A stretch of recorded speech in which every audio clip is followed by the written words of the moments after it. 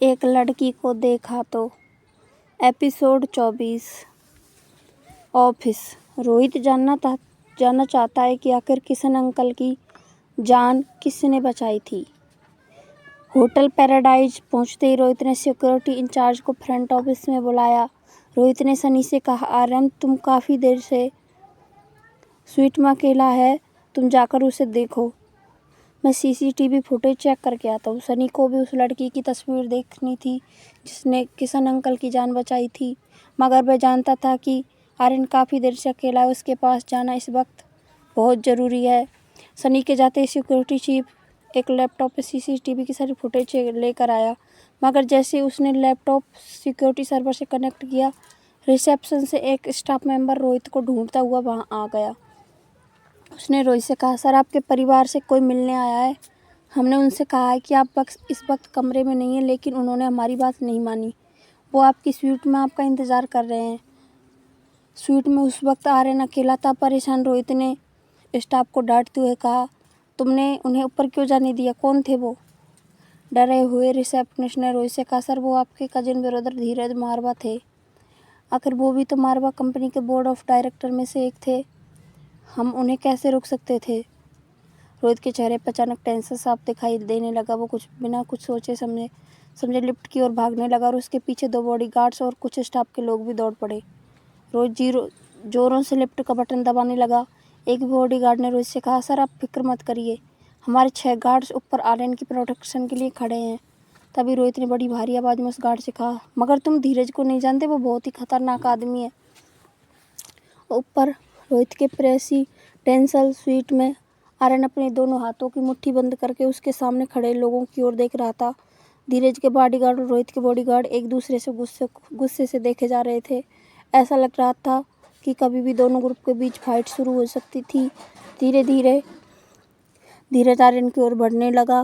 धीरज ने एक हाथ में सिगरेट पकड़ रखी थी। सिगरेट का धुआं उड़ाते हुए उसने आर्यन से कहा, चलो भाई तुम्हें लेने आया हूँ आर्यन, चलो दादाजी के पास जाएंगे और अपने किए की सज़ा पाएंगे।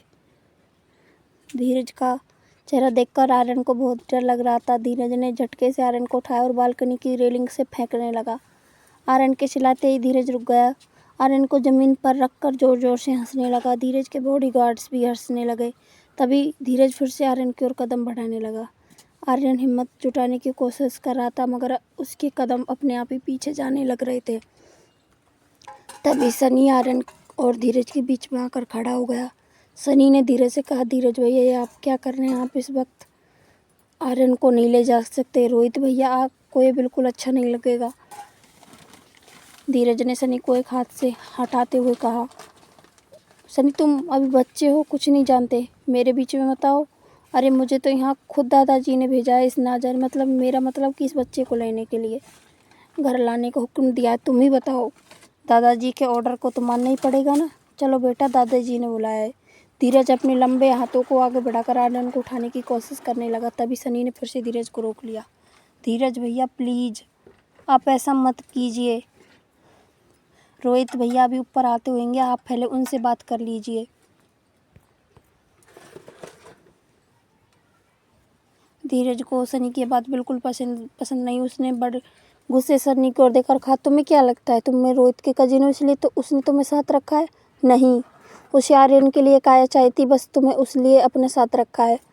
तुम ही सोचो, इस आदमी ने किसी नाजायज के लिए पूरी फैमिली को छोड़ दिया, उसने तुम्हें क्यों अपना साथ रखा?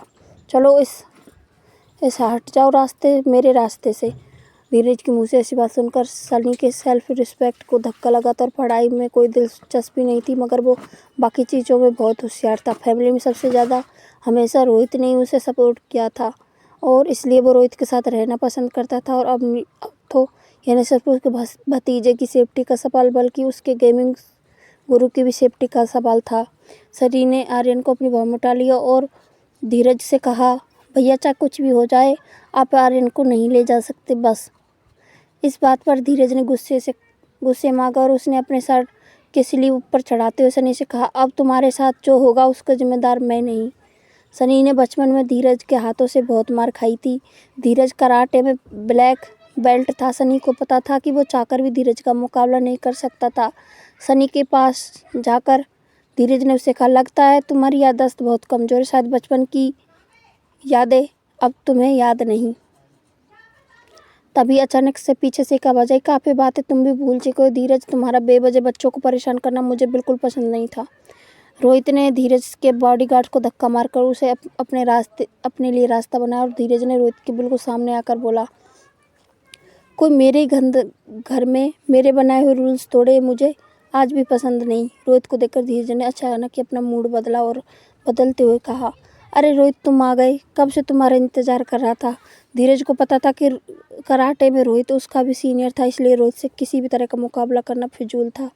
धीरज दोनों हाथ फैलाकर रोहित को गले मिल गया। रोहित बस यूं ही खड़ा रहा। धीरज ने इस नोटिस किया कि रोहित को अच्छा नहीं लगा।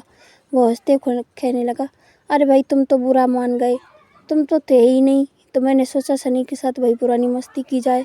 रोहित ने धीरज की बात काटते हुए, क्यों आए हो तुम धीरज? धीरज लिविंग रूम में सोफे पर बैठकर सिगरेट बुझाते हुए बोला, दादाजी ने बुलाया तुम्हें, वो चाहते हैं कि तुम इस आर्यन के साथ वापस घर चलो और हम सब बैठकर फैसला लेते हैं कि आर्यन की सज़ा क्या होनी चाहिए। रोहित ने धीरज को आंख दिखाते हुए पूछा, what do you mean by सज़ा? उसे किस बात की सज़ा मिलनी चाहिए? धीरज अचानक खड़ा हो गया और दोनों हाथ हवा में उड़ाते हुए कहा फैलाकर रोहित से कहने लगा, किस बात की सज़ा? ये तुम पूछ रहे हो किस बात की सज़ा?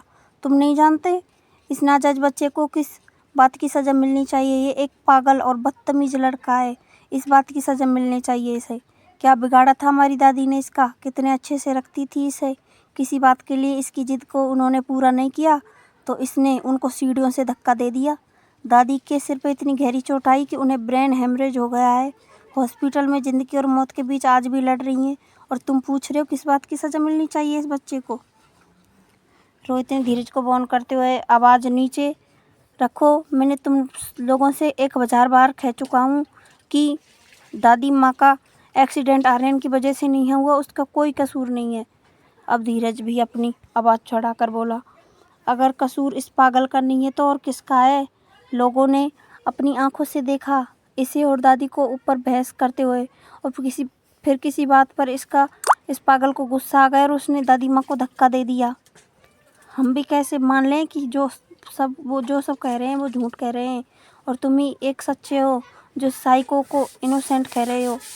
देखो रोहित, मारवा इंडस्ट्री को खड़ा करने में सिर्फ तुम्हारी फैमिली का हाथ नहीं, मेरी फैमिली का भी उतना ही हाथ है और ये तुम जानते हो। और तुम इतनी बड़ी इंडस्ट्री इस पागल के नाम करना चाहते हो। फैमिली में कोई नहीं चाहता कि मारवा इंडस्ट्री का होने वाला वारिस एक सन की पागल हो, खास करके वो पागल जिसकी वजह से हमारी दादी आज हॉस्पिटल में इस हालत में पड़ी है। रोहित ने अपनी उंगलियों से अपना माथा दबाया और धीरे से कहा, मैं ढूंढ रहा हूँ डॉक्टर अमृता को, बस किसी तरह उनकी अपॉइंटमेंट मिल जाए।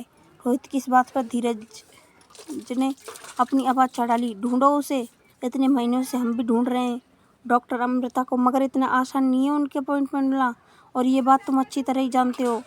इरिटेट होकर रोहित ने कहा, अगर ज़रूरत पड़ी तो डॉक्टर अमृता को खींच कर ले आऊँगा। अब तुम जाओ यहाँ से। अपने बॉडीगार्ड के सामने इंसल्ट होते देख धीरज को बिल्कुल अच्छा नहीं लग रहा था। धीरज ने अपने दोनों हाथों में अपने जेब में दिए और रोहित के बिल्कुल पास आकर बड़ी शांति से कहा, क्यों इस पागल के लिए अपनी फैमिली को नुकसान पहुंचाने में तुले हो तुम? आर्यन के लिए तुम्हारे पागलपन की वजह से पूरी की पूरी मारवा फैमिली दुखी है आज और उसका जिम्मेदार सिर्फ ये आर्यन है। कौन है ये? हमें तो पता भी नहीं है कि इसकी माँ कौन है। एक मेंटली सिक बच्चा जिसकी माँ का कोई पता नहीं, उसे तुम खुद मारवा खानदान का वारिस बनाना चाहते हो। देखो रोहित, मैं तुम्हारा भाई हूँ, मेरी बात मानो। तुम अभी जवान हो, हैंडसम हो, लड़कियाँ तुमसे शादी करने के लिए मरती हैं, किसी से भी शादी कर लो और उनमें से किसी भी एक को बना देना खानदान का वारिस। धीरज ने इस बात से लिमिट क्रॉस कर दी थी। रोहित ने धीरज का कॉलर पकड़ के जोर से कहा, शट अप, अगर एक लफ्ज और निकाला तो मुझसे बुरा कोई नहीं, आर्यन मेरा इकलौता बेटा है। रोहित की आवाज़ सारे प्रेसिडेंशियल स्वीट में गूंजने लगी। दोनों भाई एक दूसरे की आंखों में गुस्से से देखने लगे। थोड़ी देर की शांति के बाद धीरज ने अपने कदम पीछे लिए और अपने शर्ट की कॉलर ठीक करते हुए धीमी आवाज़ में रोहित से कहा, फैमिली मेम्बर्स तुम्हारे इस डिसीजन से बहुत नाराज़ है। अगले हफ्ते में एक फैमिली मीटिंग रखने वाला हूँ, तुम्हारे पास तब तक टाइम है, प्रूव कर दो कि दादी माँ के साथ जो कुछ भी हुआ उसमें आर्यन का कोई हाथ नहीं और अगर तुम ये नहीं कर पाए तो दादाजी आर्यन को मारवा खानदान से भी दखल कर देंगे। यह कहकर धीरज स्वीट से निकल गया। उसके पीछे पीछे उसके सारे बॉडीगार्ड्स भी कमरे से बाहर निकल गए।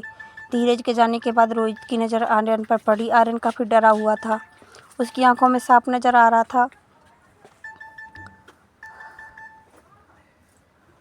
कि धीरज की बातों से उसे अपने आप पर नफरत होने लगी थी। बिना कुछ बोले चुपचाप धीरे धीरे अपने बेडरूम में चला गया और दरवाज़ा बंद कर दी। रोहित की दादी आर्यन को बहुत प्यार करती थी।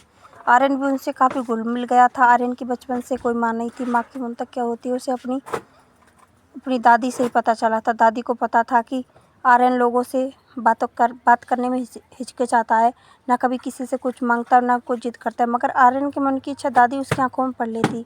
आर्यन को बिना मांगे दादी ने बहुत कुछ दिया था।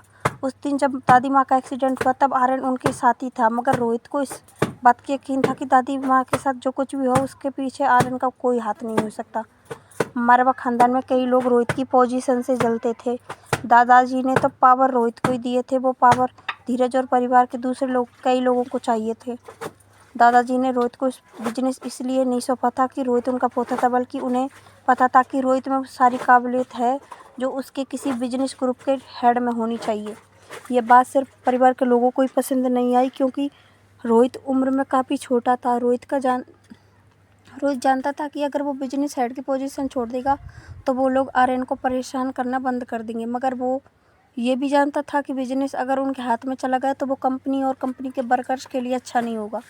उनके पास 1 हफ्ते का टाइम था ये प्रूव करने के लिए आर्यन बेकसूर है, और ये तभी हो सकता जब डॉक्टर अमृता उसकी दादी का इलाज करे। वरना एक बात तो तय थे कि पैसे और पावर की लड़ाई मासूम आर्यन की बलि चढ़ा दी जाएगी।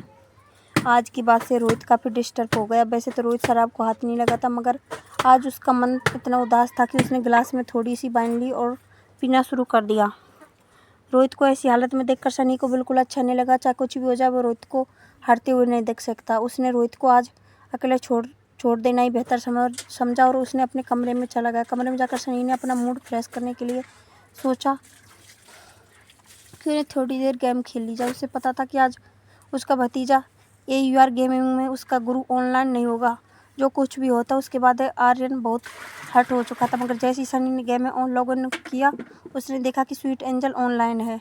उससे ये देखकर खुशी हुई और उसका स्वीट एंजल के इनबॉक्स में मैसेज कर दिया, मैंने सोचा नहीं था कि तुम आज गेम में लॉगिन करोगे। रिया ये मैसेज देखकर समझ गई कि आर्यन के साथ कुछ गलत हुआ है।